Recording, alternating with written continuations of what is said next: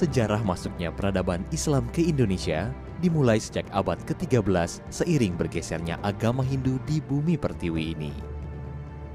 Sejak itu pula, berbagai bangunan peribadatan secara megah berdiri di mana-mana, seirama dengan kultur budaya di sekitarnya. Masjid yang berada di Pulau Penyengat, Tanjung Pinang, Kepulauan Riau ini misalnya, menjadi salah satu warisan peninggalan bangunan yang sampai sekarang masih terjaga keasliannya. Dibangun pada tahun 1803 oleh Raja Abdurrahman di masa pemerintahan yang di Pertuan Muda Riau ke-7. Untuk bisa sampai ke sana, kita perlu menyeberang dengan perahu pompong selama kurang lebih 15 menit.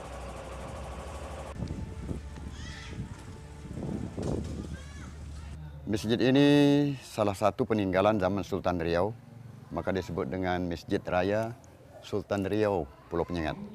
Karena pembuatan masjid ini dilakukan pada zaman Kesultanan Riau. Ada yang benar-benar menarik dengan kisah pembuatan tempat peribadatan bagi pemeluk agama Islam ini. Dari cerita turun-temurun, masjid yang dibangun secara gotong royong oleh segenap rakyat, baik laki-laki maupun perempuan ini, konon menggunakan bahan perekat dari putih telur.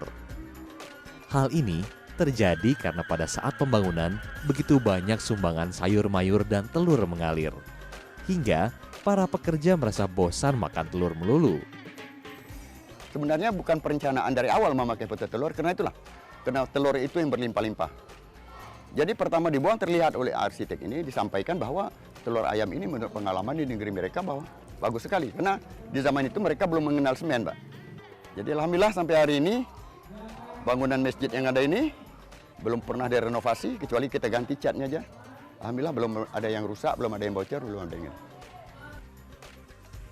Kita tidak tahu secara pasti apakah putih telur digunakan sebagai perekat pada saat pembangunan.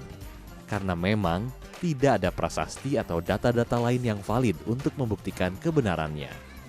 Namun demikian, masyarakat sekitar tetap meyakini bahwa masjid yang begitu kokoh ini dibangun dengan cairan putih telur sebagai pengganti semen karena saat itu memang belum ada. Masjid yang didominasi warna kuning sebagai simbol kerajaan Melayu di Kepulauan Riau ini memiliki panjang 19,80 meter dan lebar 18 meter.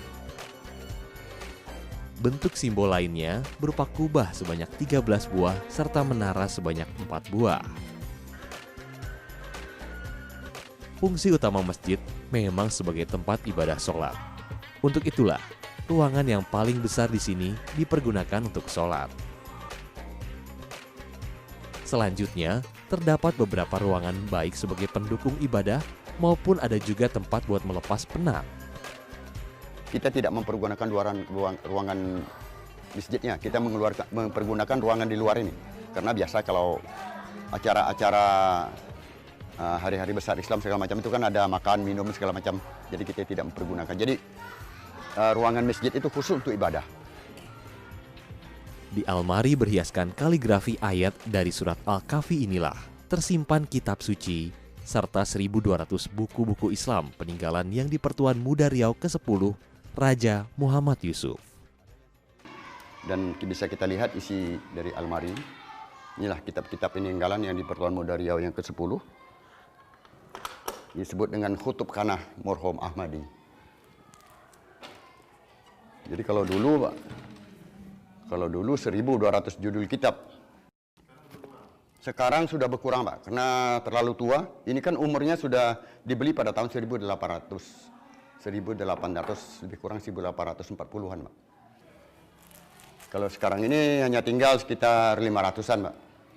Jadi ini yang paling tua. Tahun 1752 ditulis oleh Abdullah Al-Bugisi. Selain itu, terdapat pula Al-Quran hasil tulisan tangan Raja Abdurrahman yang dibuat pada tahun 1867 sepulang dari Turki setelah berhasil mempelajari cara penulisan ayat-ayat suci. Al-Quran ini kemudian disebut dengan nama Mahzab Al-Quran tulisan tangan Abdurrahman Istanbul. Masih di ruangan ini, tampak tergantung lampu hias kristal kuno yang merupakan hadiah dari kerajaan Prusia di Jerman. Di balik masih kokohnya rumah Tuhan yang konon dibangun dengan putih telur sebagai perekat bangunan, ternyata juga masih menyimpan artefak-artefak bernilai sejarah.